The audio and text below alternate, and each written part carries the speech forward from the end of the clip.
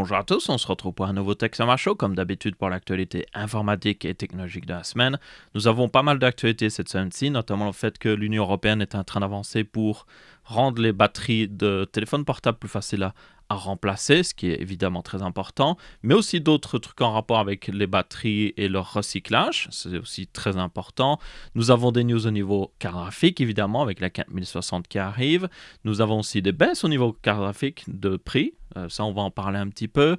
Et d'autres actualités en tout genre. Vous avez une table des matières dans la description ainsi que sur la barre de lecture, donc n'hésitez pas à sauter vers le sujet qui vous intéresse le plus. Mais avant ça, ce début de vidéo est sponsorisé par Ugreen et leur Nexode 65 watts qui est un chargeur qui est fait pour le transport. Donc si vous partez en voyage dans n'importe quel pays, vous pourrez interchanger l'embout du chargeur pour passer à une prise européenne, une prise pour le Royaume-Uni ou une prise américaine. De plus, ce chargeur a deux ports USB type C qui peuvent tous les deux supporter jusqu'à 65 watts maximum et un port USB type A qui lui est limité à 22,5 watts. Toutefois, bien sûr, si vous branchez plusieurs appareils à la fois, ce 65 watts va se diviser entre les différents appareils qui se chargent, ça semble logique. Vous avez un petit diagramme de justement Ugreen qui vous explique ça, clairement. Mais ça reste toutefois hyper pratique parce que vous pourrez recharger jusqu'à 3 appareils à la fois en même temps, que ce soit une tablette, un téléphone, un iPhone aussi, ou même un ordinateur portable qui supporte la charge par USB type C. Et comme le chargeur est fait pour le transport et le voyage, il est ultra compact et ce grâce à la technologie au gallium qui permet de faire des chargeurs vraiment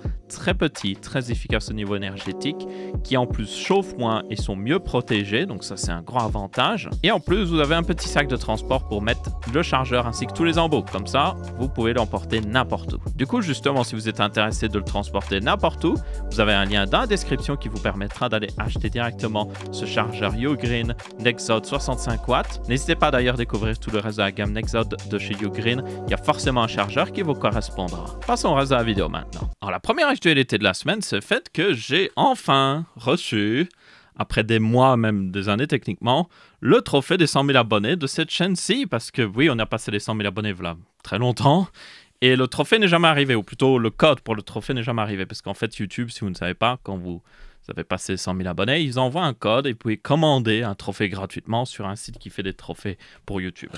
J'ai jamais reçu le code, donc j'ai contacté le support technique et j'ai enfin reçu, du coup, le trophée. Donc on a une petite lettre de YouTube avec le nouveau dirigeant de YouTube, d'ailleurs, le nouveau CEO de YouTube, qui est Neil Mohan, je suppose, Head of YouTube.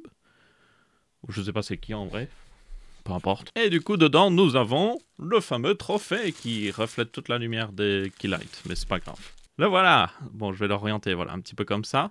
Et comme vous pouvez voir, c'est écrit Presented to Techsama for passing 100,000 subscribers. Donc, présenté à Techsama pour avoir passé 100 000 abonnés. Donc, un grand merci à tous, même si on est clairement au-dessus de 100 000 abonnés maintenant.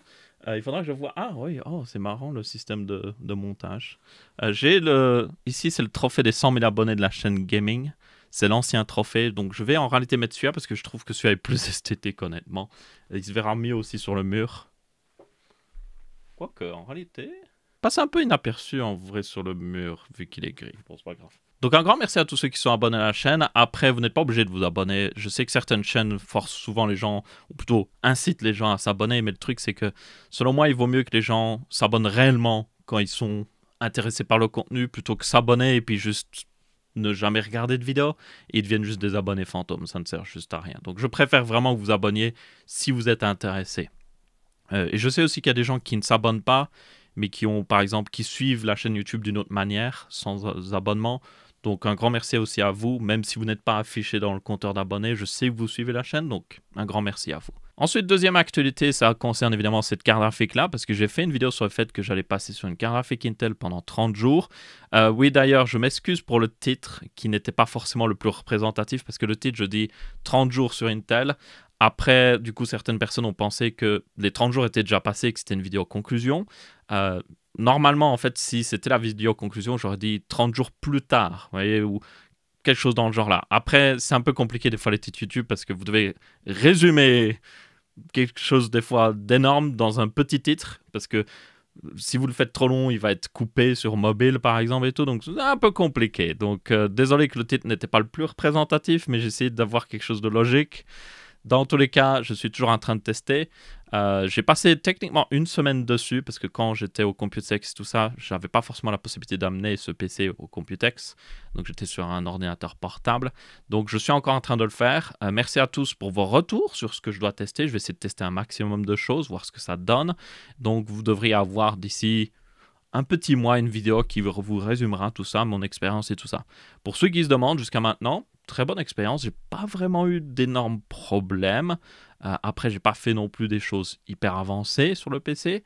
Je fais un peu de montage vidéo, j'ai joué un peu à Minecraft, mais pas des jeux AAA ou autre chose. Le seul problème que j'ai maintenant, c'est en étant revenu ici avec mon setup habituel, mon écran OLED, qui est l'écran 42 pouces OLED de chez Asus, bizarrement, quand je le mets en 4K au-dessus de 60 Hz, la plage de couleurs devient plus faible. Donc, par exemple, les couleurs noires ne sont pas vraiment noires, elles sont grises. Et un écran OLED, si c'est pas vraiment noir, ben, les pixels ne sont pas éteints du coup. Donc, je sais pas d'où ça vient. Je sais pas s'il y a quelqu'un qui a le même problème. J'ai essayé de tester à différentes résolutions parce que je me suis dit peut-être, comme c'est du 4K, 100 Hz, peut-être que la bande passante utilisée par le câble est trop importante, même si c'est le même câble que j'ai toujours utilisé avec l'ancien PC. Je me suis dit, essayons en 1440p. Donc, j'ai essayé en 1440p. Toujours le même problème.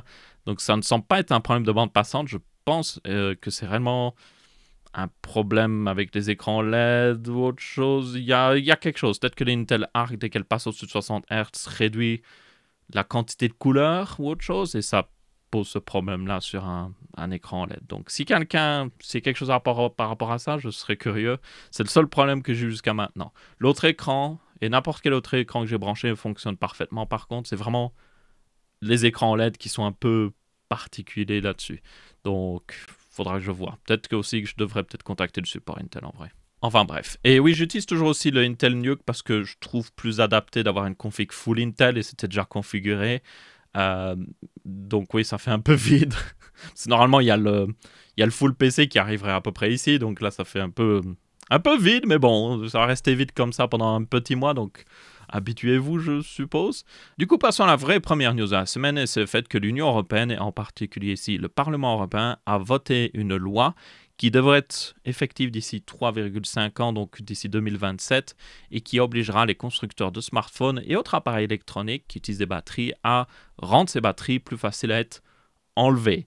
Alors, le texte est un petit peu vague sur ça, on va être très honnête. Ils ne disent pas exactement ce que doivent faire les constructeurs de smartphones, ils disent juste que ça doit être facile de remplacer une batterie, elle doit être facile à être enlevée. C'est certainement dû au fait que là, vous avez un Fairphone, qui est un téléphone très facile à réparer. Vous pouvez juste enlever l'arrière, enlever la batterie, comme les anciens smartphones, si vous vous souvenez, Galaxy S4 et tout ça, vous pouvez juste enlever l'arrière, enlever la batterie en une seconde. Elle n'était pas collée. Elle était juste en place et il y avait ces petits connecteurs ici au-dessus qui faisaient contact pour transférer justement l'électricité. Donc ça, c'est le bon exemple. Mais les smartphones à l'heure actuelle, si vous ne savez pas, bien souvent, vous avez déjà l'arrière qui est collé en place par de la colle et ça permet de garantir la certification, par exemple IP67 et tout ça. Donc là, le fait que le téléphone soit waterproof et puisse même être mis dans l'eau pendant un certain temps. Donc il y a déjà de la colle là. Et en plus, les batteries maintenant sont souvent collées au châssis du smartphone. Et donc, c'est très compliqué de les enlever. Certains constructeurs mettent des pull tabs, par exemple Apple, où vous tirez sur la colle et ça l'enlève. C'est fait exprès, ça fait même un petit bruit très satisfaisant. Et du coup, ça permet d'enlever la batterie plus facilement. Mais d'autres compagnies, par contre, s'en fichent royalement et mettent un maximum de colle en dessous de la batterie pour pas qu'elle bouge. Et du coup, je peux vous le dire, ça peut être très compliqué de les enlever. Donc, à mon avis, le gros de cette loi, justement, veut fixer ce problème-là et rendre les batteries plus faciles à enlever. Maintenant, sous quelle forme ce sera fait, à quel point les différentes compagnies vont être obligées de le faire, on ne sait pas encore trop. Ça, il y a encore un petit peu de liberté. La loi n'est pas encore implémentée, elle est juste... ils ont décidé de faire ça. Maintenant, il faudra voir comment chaque pays et aussi l'Union européenne implémentent ça de manière concrète. D'ailleurs, quelque chose que vous devez tenir compte, c'est que souvent les constructeurs de smartphones disent qu'ils n'ont pas le choix d'utiliser de la glue, justement, et de coller tout pour justement garantir que le smartphone soit waterproof. Le truc, c'est qu'il y a déjà eu plusieurs smartphones par le passé qui étaient waterproof, réellement genre IP67, donc le même genre de certification que vous avez sur des smartphones modernes, et qui pourtant avaient des arrières qui étaient enlevables. C'est tout à fait possible de le faire. Donc, En toute logique, si l'Union européenne implémente correctement cette loi et oblige réellement les constructeurs à faire quelque chose, ça pourrait les forcer à designer des smartphones tout simplement plus faciles à réparer et surtout des batteries plus faciles à remplacer. Et ce sera une bonne chose pour tout le monde. Je sais que des fois les gens n'aiment pas trop les lois comme ça parce qu'ils se disent oh, par exemple la loi sur l'USB type C, ça force un peu tous les constructeurs à utiliser l'USB type C et du coup ça peut réduire l'innovation. Mais là je pense que ça va justement forcer une innovation au niveau du fait de rendre une batterie plus facilement remplaçable tout en gardant justement le côté waterproof et tout. Donc ça devrait être plutôt intéressant. Alors du coup cette loi ne concerne pas juste les smartphones, tout ce qui est aussi un petit peu appareil, par exemple je sais pas, des écouteurs et tout ça, là la loi évidemment met des exceptions là-dessus parce que certains appareils ce serait assez compliqué de remplacer la batterie, surtout des appareils qui sont faits pour être vraiment waterproof. Je parle vraiment d'appareils qui restent dans l'eau pendant des semaines ou autres. Là, ce serait plus compliqué, même s'il y a toujours moyen de le faire. Je pense notamment aux GoPro qui sont souvent waterproof et pourtant, on peut toujours enlever la batterie. Il y a aussi des... vous pourriez vous dire, oh, par exemple, les petits earbuds qu'on met dans nos oreilles, compliqué d'enlever la batterie là-dedans. Il y a certains earbuds où c'est facile de remplacer la batterie en réalité, donc ils pourraient techniquement le faire, mais bon, il y a quelques exceptions là-dessus. Donc, il faudra voir justement si certaines marques essaye d'exploiter ces exceptions. Il y a aussi un petit peu des informations sur les batteries. Là, on parle de plus grosses batteries, donc des batteries qui sont de 1 ou 2 kW, qui devront petit à petit, au fil des années, être de plus en plus recyclées. Donc, au fil des années, normalement, d'ici 2030 et au-delà, ces batteries devraient être en grande partie recyclées, notamment les métaux rares qui sont dedans et même le lithium de manière générale. Donc ça forcera un petit peu les marques. Parce que le problème à l'heure actuelle, c'est que c'est plus facile d'aller acheter les matériaux pour faire une batterie que de recycler une batterie. Ça coûte moins cher. Mais si il y a des régulations en place qui forcent justement à recycler les anciennes batteries et que là, ça devient économiquement viable de le faire, mais là, il y a plus de marques qui le feront. C'est tout à fait possible de recycler une batterie, il faut le savoir. C'est pas hyper complexe, c'est possible. C'est juste que ça coûte trop cher pour le moment et c'est pour ça que beaucoup ne le font pas. Mais à terme, s'il y a justement ces régulations en place, ça devrait les obliger. Ensuite, on a une news au niveau de Reddit. Et d'ailleurs, oui, aujourd'hui, je n'oublierai pas de couper certains bouts. Pour ceux qui ne savent pas, de temps en temps, si vous voyez un texte à ma show et que je parle, et puis que je m'arrête de parler et que je recommence à parler depuis le début, c'est peut-être que, voilà, j'ai mal parlé du truc et je recommence. Et des fois, au montage, j'oublie de couper ça. Donc, oui. La dernière fois que j'ai parlé de Reddit, j'ai oublié de couper justement un bout comme ça. Donc, ma foi, ne vous inquiétez pas, c'est normal. Bref, dans tous les cas, on en revient à Reddit. Il y a eu pas mal de news sur ça. Si vous ne savez pas ce que c'est Reddit, Reddit est un site communautaire où n'importe qui peut faire une communauté où ils parlent de, par exemple, je sais pas moi, de leur passion pour la peinture, où ils postent des photos de chats mignons. Et du coup, il y a des communautés sur tout et n'importe quoi. C'est un peu comme un forum en quelque sorte. Et je dis vraiment tout et n'importe quoi. Il y a des communautés pour vraiment n'importe quoi que vous pouvez imaginer. Du coup, c'est un site évidemment très populaire à cause de ça. Les gens aiment bien l'utiliser parce qu'ils peuvent trouver d'autres personnes qui ont exactement la même passion. Et donc, c'est ce qui a fait justement la popularité de Reddit. Au fil des années aussi, comme Reddit n'avait pas de version mobile, les gens devaient utiliser le site sur leur appareil mobile, il y a beaucoup d'applications tierces qui sont apparues. Et récemment, Reddit a tout simplement décidé de rendre l'accès à leur API, qui permet de rendre ces applications tierces possibles, payant.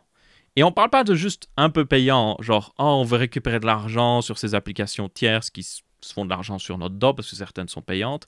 Non, c'est pas juste ça. Leur décision de Reddit est clairement faite pour réellement tuer toutes ces applications tierces parce que les prix qu'ils demandent sont juste abusés. Une application très connue et très populaire qui s'appelle Apollo, par exemple, ils ont dit que si ce changement était mis en place, ils devraient payer chaque année à Reddit 20 millions de dollars. C'est énorme, 20 millions de dollars. Donc, ça vous montre à quel point les prix sont abusés. C'est pas juste... Et c'est ça qui est un peu bizarre. Actuellement, l'API ne coûte rien. Donc, ils n'ont pas passé de 0 à un petit prix, genre quelques centimes ou autre chose, par peut-être milliers d'utilisations de l'API ou autre chose. Non, ils sont passés à un prix vraiment abusé qui va tuer le marché des applications tierces. Sauf que certaines de ces applications tierces sont déjà bien meilleures que l'application Reddit mobile qui est sortie finalement au bout de quelques années que c'était en ligne, mais elle est toujours très mauvaise, on va être très honnête. Et aussi certaines applications mobiles qui rendent le fait d'aller sur Reddit beaucoup plus satisfaisant, en fait, genre qui rajoute des outils très pratiques, ou pour certaines personnes qui ont peut-être des soucis à voir ou des soucis à entendre, rajoute des outils pour faciliter tout ça. Donc, il y a vraiment, pour moi, Reddit est clairement en mode, oh, on va juste détruire le marché des applications tierces. Et ils font ça aussi parce qu'ils veulent passer en public, si je me souviens bien. Donc, tout simplement faire en sorte qu'ils passent en bourse. Ils sont un peu en train de nettoyer les choses et faire en sorte que pour les investisseurs, ça paraisse tout beau. Genre Reddit soit magnifique à investir dedans. Bref, dans tous les cas, on en revient justement à la situation actuelle. C'est le fait que du coup, beaucoup de subreddits ont dit qu'ils allaient protester en passant offline. Donc, c'est-à-dire ils bloquent la communauté. Et si vous allez dessus, ça met que la communauté est hors ligne. Genre la page n'existe même pas. Du coup, ça s'est fait. Il y a, il me semble, 8000 communautés ou autre chose qui sont passées offline, mais juste pendant 2 jours. Ce qui est stupide de protester juste pendant 2 jours comme ça, parce que juste pendant justement ces 2 jours, le CEO de Reddit a envoyé un mail à son équipe que, basiquement, ça passerait. Il faut juste laisser passer et que ça n'affecterait pas leurs revenus. Donc ça, évidemment, ça a énervé encore plus la communauté, parce qu'ils étaient en mode, tu prends pas au sérieux notre façon de protester. Donc certaines de ces communautés ont décidé de tout simplement rester hors ligne le temps que Reddit ou le CEO de Reddit justement promettent de revenir en arrière sur leur changement.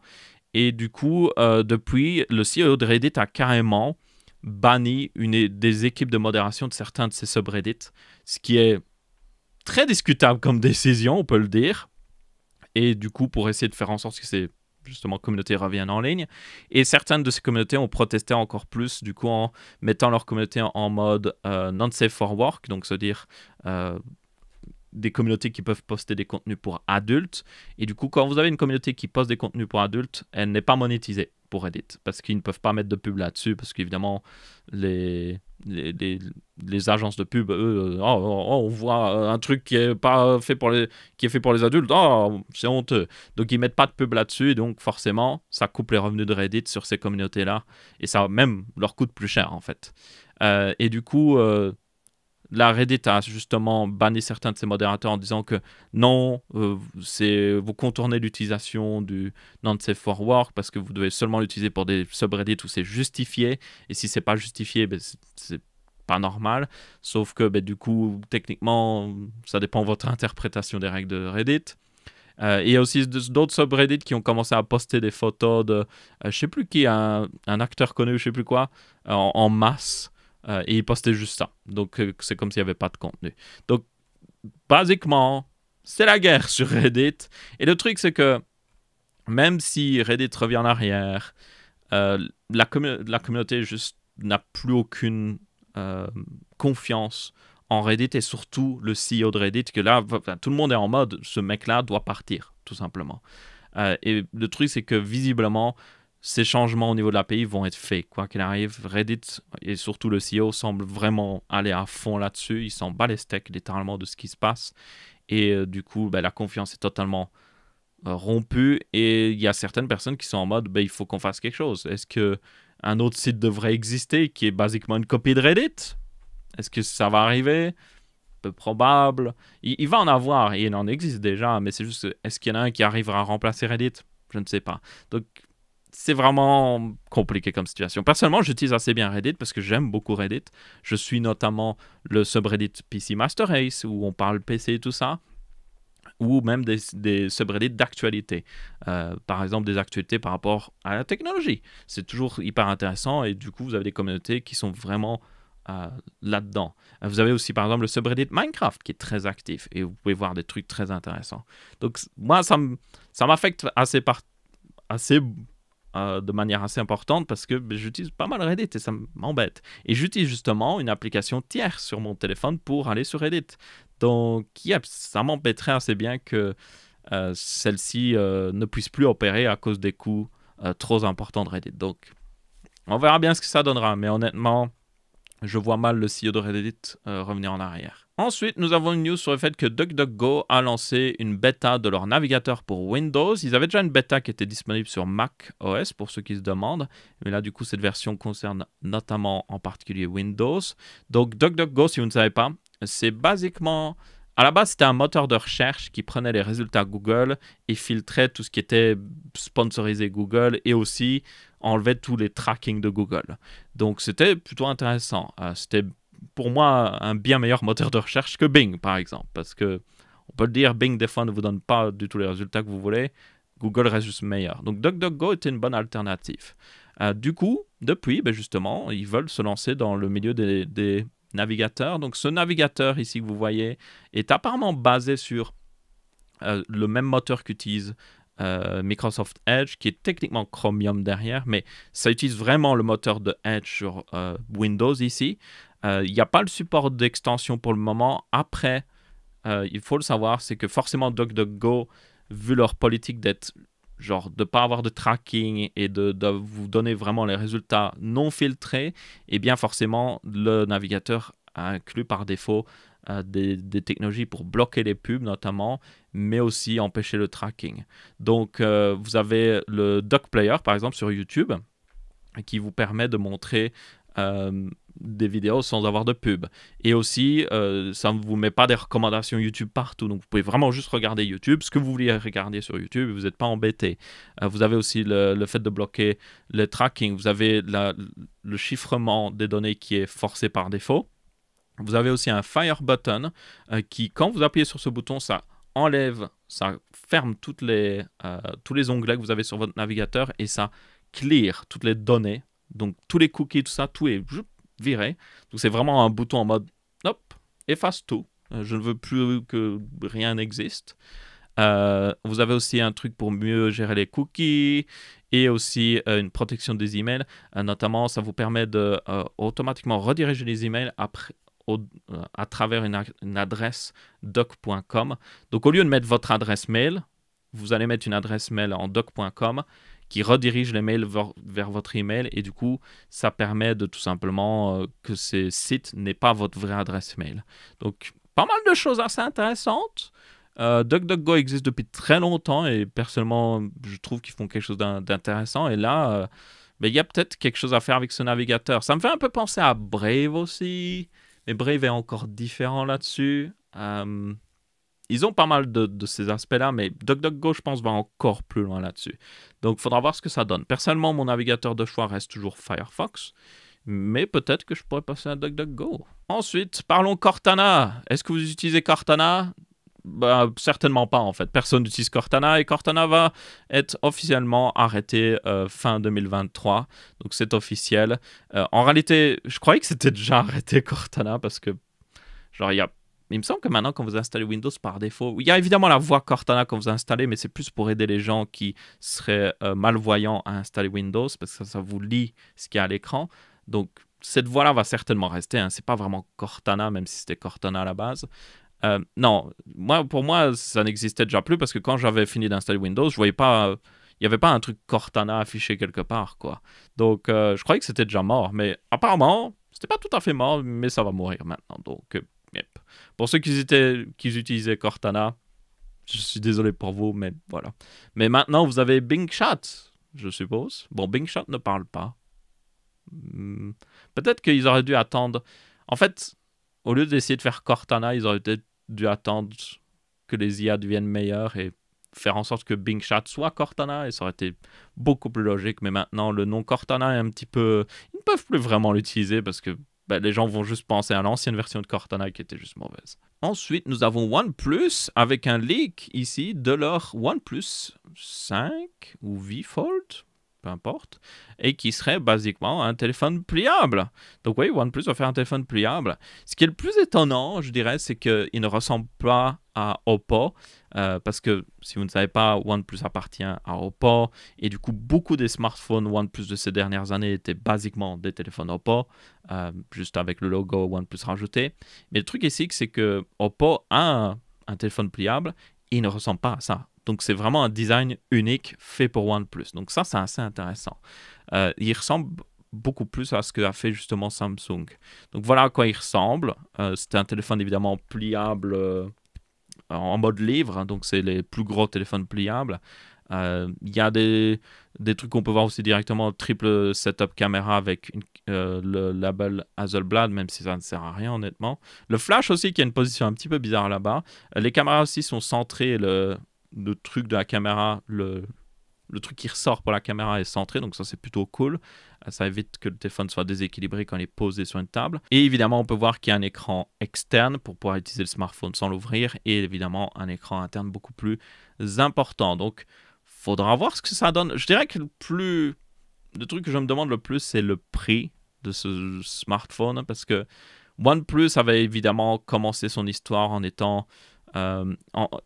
si vous vous rappelez, les premiers OnePlus, c'était genre, un téléphone haut de gamme, un prix abordable, un prix milieu de gamme. Du coup, depuis, évidemment, ça c'est petit à petit, ça a disparu, ça. Hein. OnePlus, maintenant, vend des smartphones pour le même prix que d'autres compagnies au niveau haut de gamme. Toutefois, leur dernier OnePlus qu'ils ont sorti est revenu en arrière un peu là-dessus, où justement, le téléphone était moins cher, un petit peu comme un Google Pixel. Donc ça, c'était plutôt intéressant. Donc là, le truc que j'aimerais voir, c'est que si c'est juste pour sortir un téléphone pliable pour le même prix que ce que fait Samsung, quel est l'intérêt? Par contre, si réellement ils font un peu une révolution là-dedans et qu'ils cassent les prix, là, ça pourrait être très intéressant. Je pense qu'il y a beaucoup de gens qui voudraient un téléphone pliable, mais en fait, actuellement, ils coûtent la peau des fesses, surtout des téléphones pliables comme ça, qui sont pourtant ceux qui, pour moi, sont les plus intéressants parce que ça vous donne littéralement un smartphone normal, puis vous le dépliez et là, vous avez un grand écran, vous pouvez faire plus de choses dessus, vous pouvez ouvrir une feuille Excel et arriver à la voir dessus, notamment parce que si vous avez déjà ouvert une feuille Excel sur un smartphone, vous devez le savoir, on voit rien du tout. Donc là-dessus, on pourrait voir actuellement quelque chose. Donc, je pense que beaucoup de gens veulent ça. C'est juste que le prix est juste abusé à l'heure actuelle. Donc, si on peut avoir un téléphone pliable pour le même prix qu'un téléphone haut de gamme, ce serait déjà un début. Genre, je pense, si vous pouviez vous dire, je peux prendre l'iPhone de base, ou je peux prendre le Galaxy S24, ou alors je peux prendre ce téléphone pliable pour le même prix. Il y a beaucoup de gens qui commenceraient à s'intéresser à ce téléphone pliable. En attendant, pour moi, j'attends. Donc, j'espère que OnePlus va faire ça, parce que s'ils ne le font pas, ça ne sert juste à rien que ça existe. Selon moi, genre, à ce moment-là, il vaut mieux prendre le téléphone de Samsung, qui est juste meilleur, qui est plus équilibré, donc ouais. Ensuite, on passe à des news au niveau hardware, et notamment avec une news sur la RTX 4060 qui arrive bientôt. Elle arrivera le 29 juin à un prix de 299 $, je ne sais plus le prix en euros. Et du coup, Nvidia a évidemment mis quelques chiffres de performance, donc ce sont des chiffres de la part d'Nvidia à prendre avec des pincettes. Forcément, ça semble logique. Donc, il y a certains aussi chiffres qui incluent frame génération, donc basiquement DLSS 3, et d'autres qui n'incluent pas frame génération, comme ça vous pouvez vous faire une idée. Donc, vous aurez évidemment un test de ma part quand je pourrai tester un test de ma part, et je n'en dis pas plus. Voilà, ça arrive. Ensuite, nous avons aussi le fait que les cartes graphiques continue de chuter au niveau prix, a fait que les nouvelles RTX 4000, mais aussi les nouvelles cartes graphiques d'AMD sortent, les anciennes cartes qui étaient déjà sorties continuent de chuter au niveau prix, et aussi les cartes qui étaient déjà sorties au niveau RTX 4000 continuent aussi de chuter au niveau prix. Pour vous donner une petite idée, vous avez la RX 6600 qui semble avoir baissé sous la barre des 200 € dans certains endroits.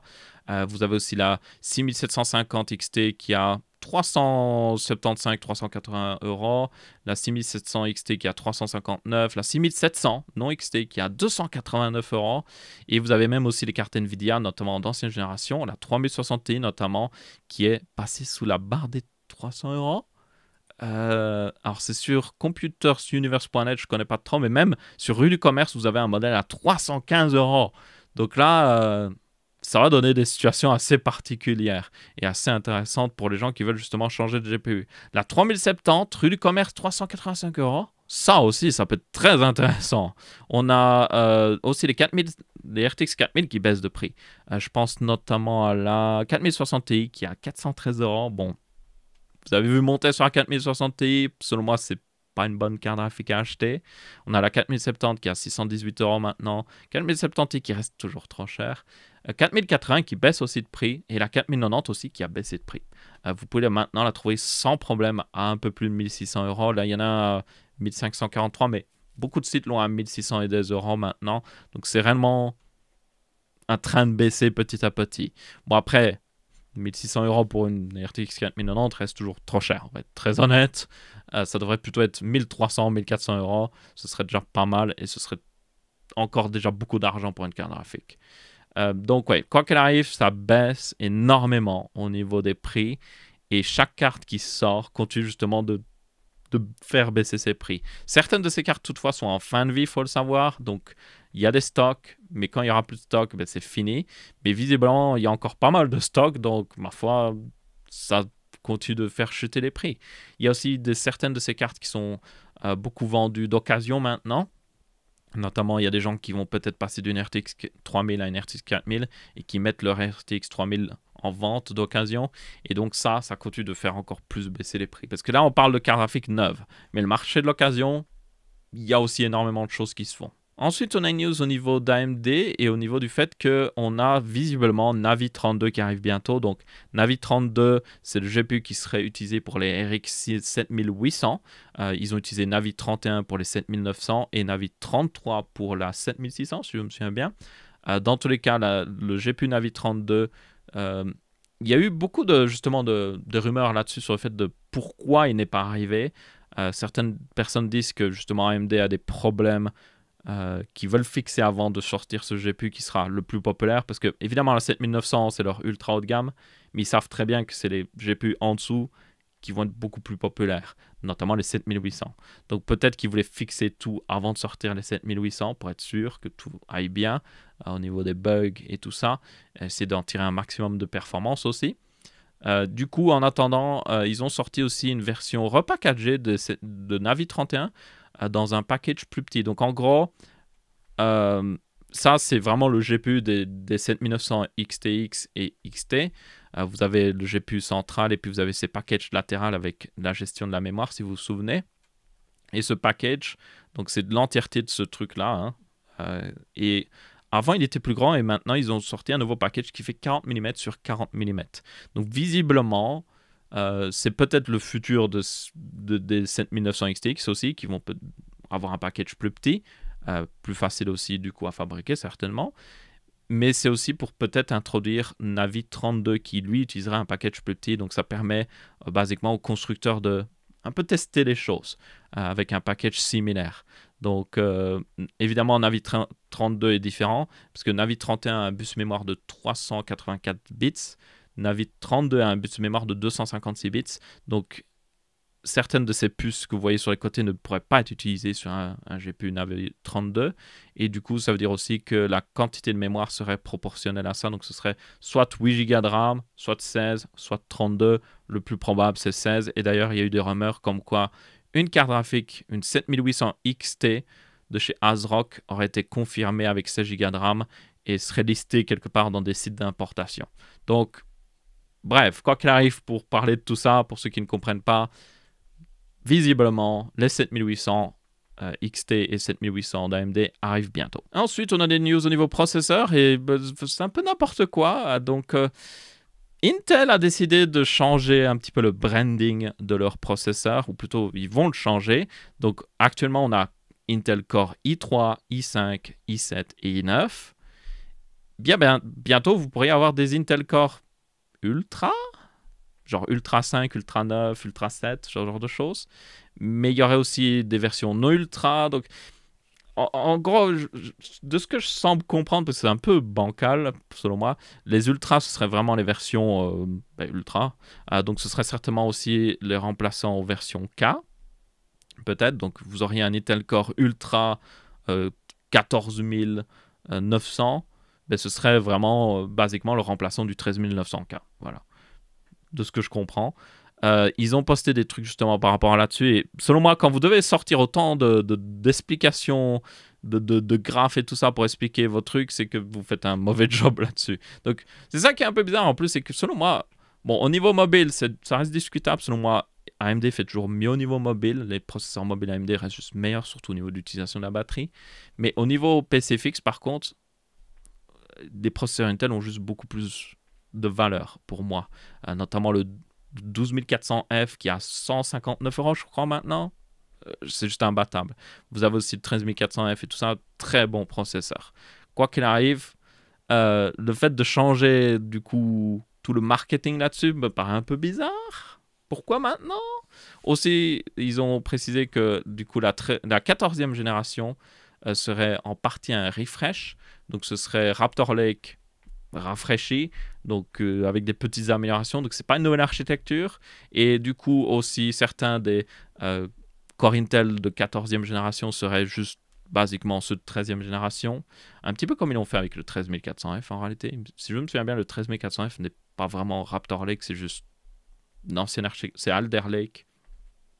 Et avec peut-être des petites améliorations, mais basiquement c'est la même chose. Donc ouais, juste pour dire, ça porte énormément à confusion, donc on verra bien quand ça sortira, mais oui, je suis pas convaincu par ce changement de nom. Il y a aussi une autre news par rapport à Intel, c'est le fait qu'ils vont arrêter de produire la Intel Arc A770 Limited Edition. Donc ce GPU en particulier, celui qui est justement là, dans mon PC, ce modèle-là, donc vous pourrez toujours acheter des Intel Arc A770, mais juste pas le modèle 16 Go en Limited Edition. Donc vous pourrez toujours acheter le modèle 8 Go et vous pourrez toujours acheter des modèles 16 Go auprès d'autres constructeurs, comme par exemple, si je me souviens bien, Acer. Vous avez aussi d'autres marques qui en font. Donc ce sera toujours possible d'en acheter, mais ce modèle en particulier n'est plus produit. Peut-être que Intel n'arrive pas à en vendre suffisamment pour justifier, ou juste ils préparent justement une prochaine génération de cartes graphiques et du coup ils arrêtent de produire ce modèle qui était de toute façon un modèle limited edition. Donc forcément, si c'est un modèle limité, il devait bien atteindre la limite un jour, donc apparemment on a atteint la limite. Et du coup c'est à peu près tout pour ce Tech Ça Marche aussi. J'espère que vous avez bien apprécié. Si c'est le cas, vous pouvez laisser un pouce bleu. Si ce n'est pas le cas, vous pouvez laisser un pouce rouge. On se retrouvera pour une prochaine vidéo et je vous dis ciao ciao.